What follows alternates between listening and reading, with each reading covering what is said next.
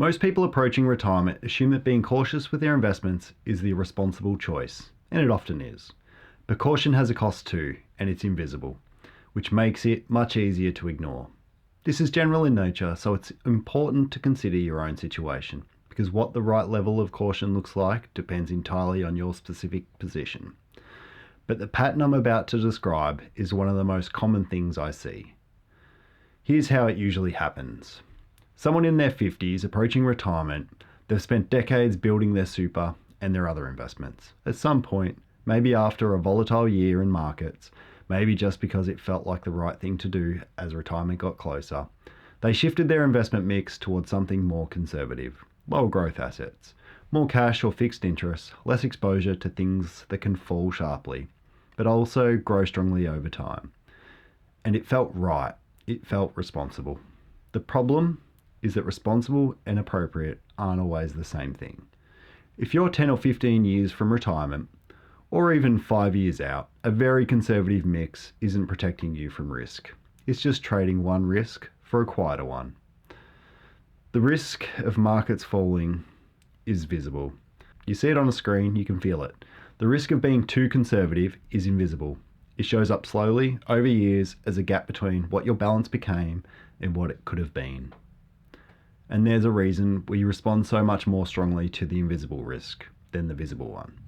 Research on how people actually make financial decisions consistently shows that the pain of losing money feels roughly twice as powerful as the pleasure of gaining the same amount.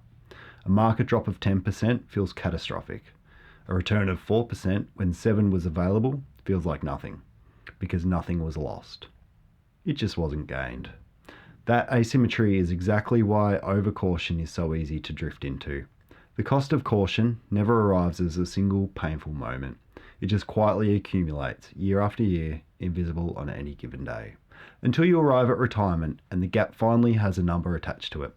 You don't get a notification that says your balance grew by 4% when it could have grown by 7%. You just arrive at retirement with less than you needed, and often no clear memory of the decision that caused it. Markets falling is visible.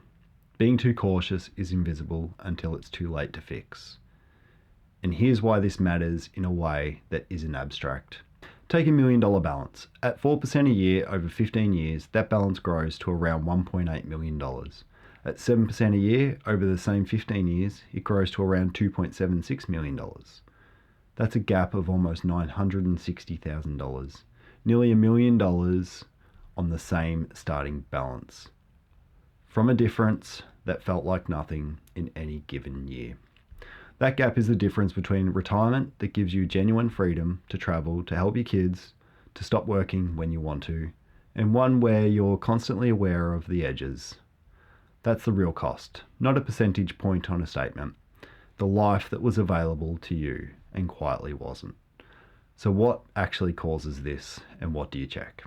The first thing worth understanding is that this usually isn't a decision, it's a drift. Nobody sits down and says, I've decided to permanently reduce my returns. What happens is a conservative option gets selected, or a default setting never gets reviewed, or a piece of advice made sense in one context and just never got updated as that context changed. When did you last actually review your mix? The question to ask yourself is simple. Is my investment mix actually built for where I am now, my age, my timeline, what I actually need this money to do? Or is it a setting I chose 5 or 10 years ago and nothing changed it since? Appropriate caution looks different at 55 than it does at 65. And it looks different again depending on what else you've got, other assets, an expected inheritance, a partner still working. The goal isn't to take more risk, the goal is to take the right risk for your actual situation. Not the setting that felt safe in a moment of uncertainty years ago and never got revisited. Because a retirement that's smaller than it needed to be isn't a market outcome, it's a settings outcome. And settings can be changed.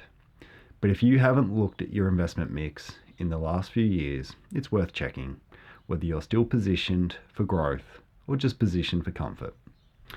Now you know that being too cautious has a real measurable cost, but here's something that trips people up almost immediately after they fix their investment mix.